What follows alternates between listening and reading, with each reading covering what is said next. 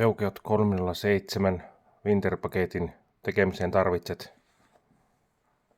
Brightstars Placematein, eli muovia,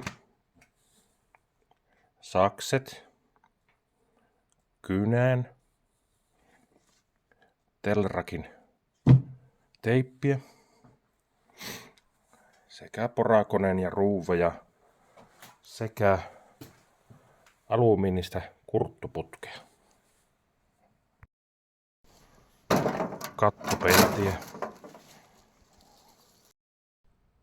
Tämä Winter-paketti asennetaan sillä tavalla, että ensin menemme tuonne raitisilmasuodattin alueelle.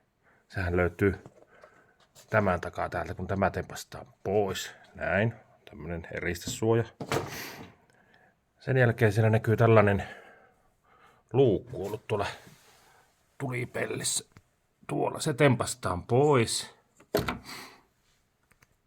Ja sitten otamme sieltä raitisilmasuodattimen pois.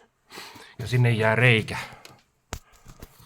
Tuollainen reikä jää sinne, mikä menee lämmityslaitteelle. Sen reijän pienennämme pahvinpalalla, jossa on tuommoinen alumiiniputken mentävä reikä, eli tästä joustavaa kurkkuputkea. Se asennetaan sinne reikään ja johdetaan moottoritilaan johonkin lämpimään kohtaan, jotta lämmityslaite saisi talvella lämmintä ilmaa tämän kylmän ilman sijasta. Ja näille reijille tehdään tästä hienosta kukkakuvio kuosista tällaiset estimet, lumen estimet molemmin puolin.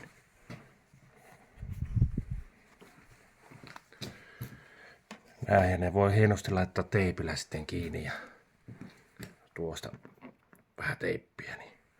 Nyt se ottaa kaiken ilman lämmityslaitteelle ainoastaan tuolta kautta. Ja sitten pohjaan olemme tehneet pienen kattopeltiviritelmän. Nyt jonkun talosta puuttuu kattopelti ja neliö, mutta se on nyt täällä Peugeotin pohjassa suojaamassa viimaa ja pakkasta. Näin. Ja tällainen on Winter Edition paketti Peugeot 307.